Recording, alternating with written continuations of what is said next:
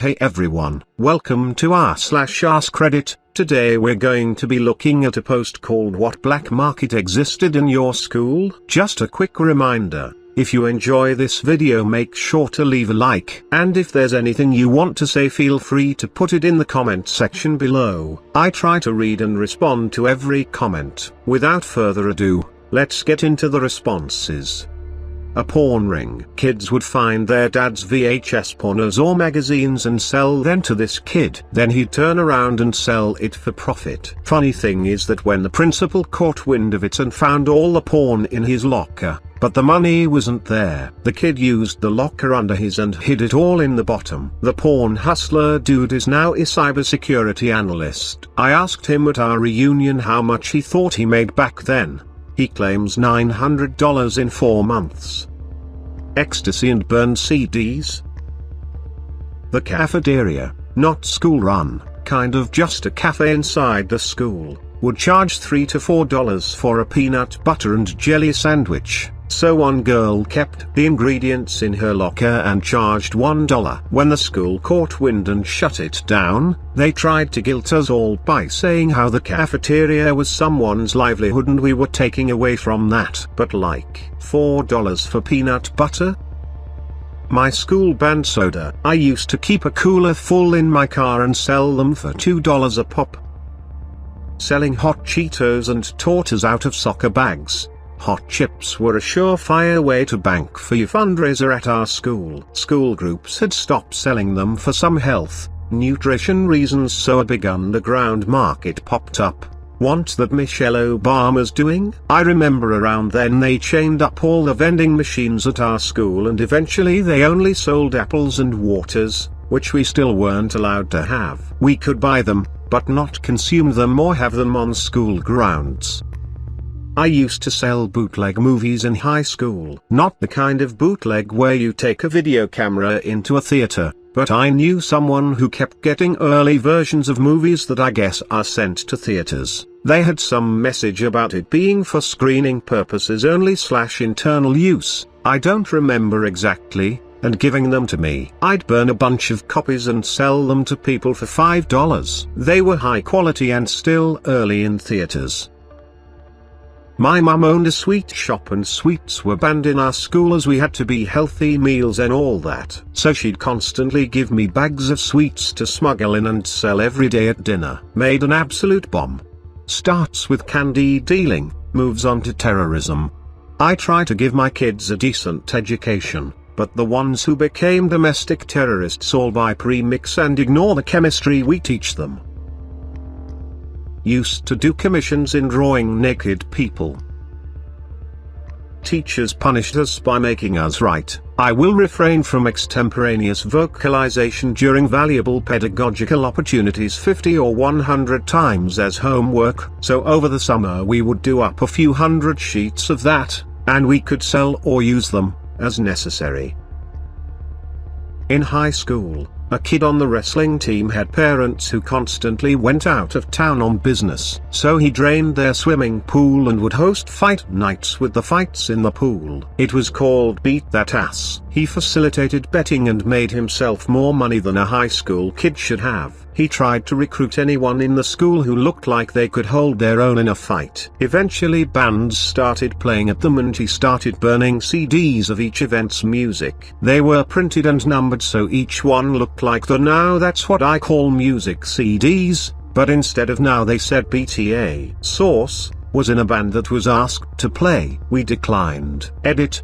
He didn't empty and refill the pool for each event. He emptied it once and it stayed empty. But his parents wouldn't have noticed nor cared either way. Edit 2, it might have been called Whoop That Ass. I dunno. It's been a while. Originally we only had vending machines in the field house, so people would give jocks money to go get them snacks and sodas. Eventually it became sort of like a service. With a fee of course, some kids mimicked it with junk food from the convenience stores and it became a black market of the rarest candies. Some kids were peddling stuff from Japan, others from the UK. It was a high-stakes candy market of the best stuff. Ginger-flavored Kit Kat, pear drops, Maltesers, black currant chews, and more. Eventually the faculty began to notice strange ongoings on and alerted the principal, which found the whole thing rather amusing. A few weeks later, we had vending machines throughout the school, but for that one semester, it was a lawless land.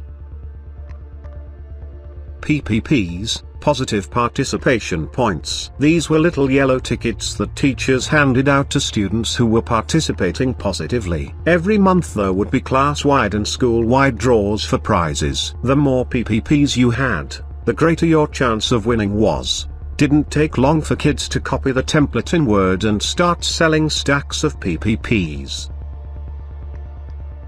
Our high school had an internet filter. An enterprising friend of mine set up a free BSD server in his basement, and put together some 256 MB flash drives with an executable version of Firefox, could run directly from the flash drive without installs, and a SSH client. You could plug it in, connect SSH, then use the server as a proxy for all the Firefox traffic and get around any website you wanted. Those flash drives were a hot commodity, let me tell you. You could set up in the library and just start casually browsing a banned website, and people would start coming up and asking how you could do it.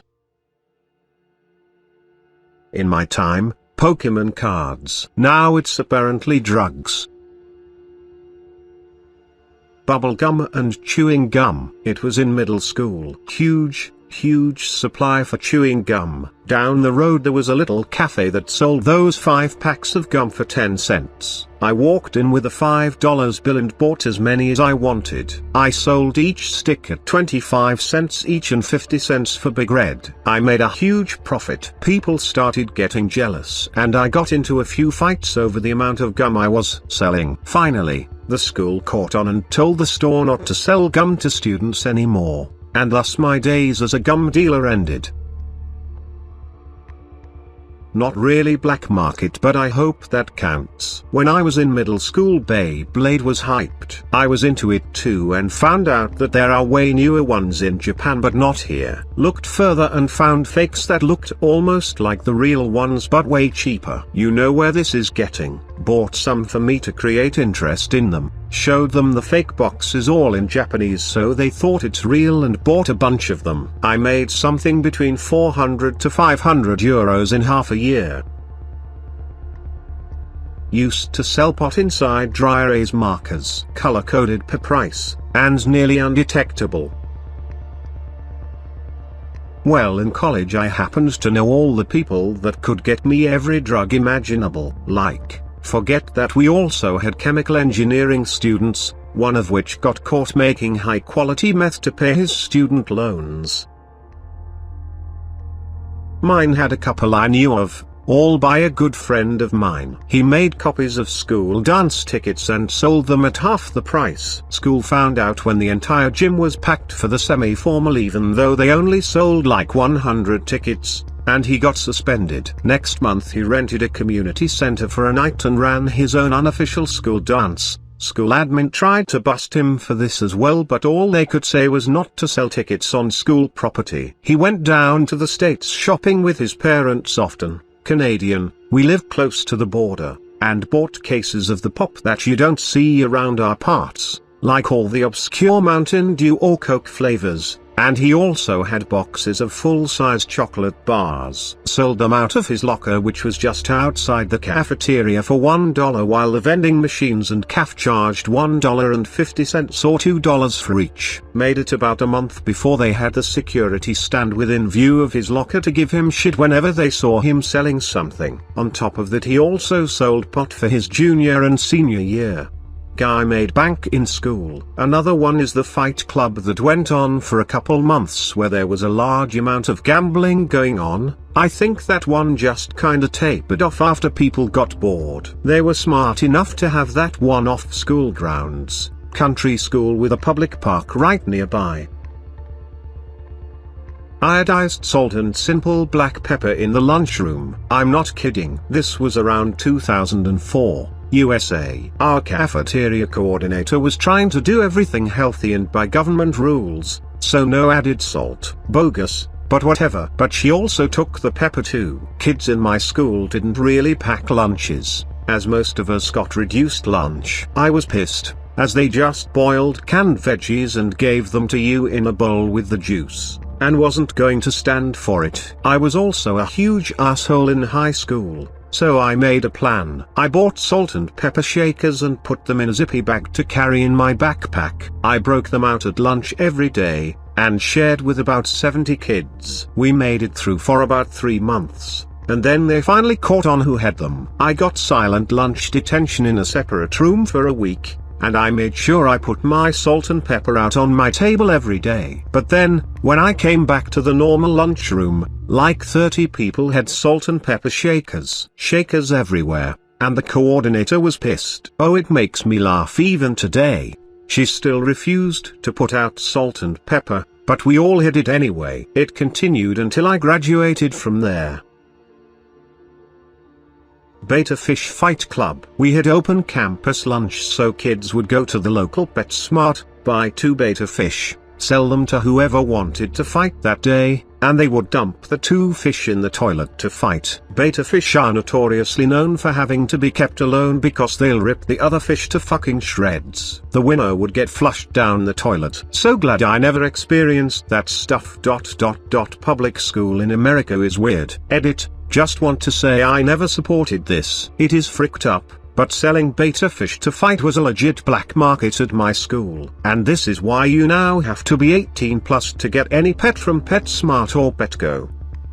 If you want to read some of the responses, the link to the post will be in the description. And if at any point you enjoyed the video and want to see more videos like this, feel free to subscribe to the channel. Hopefully you have an amazing day. See you next time.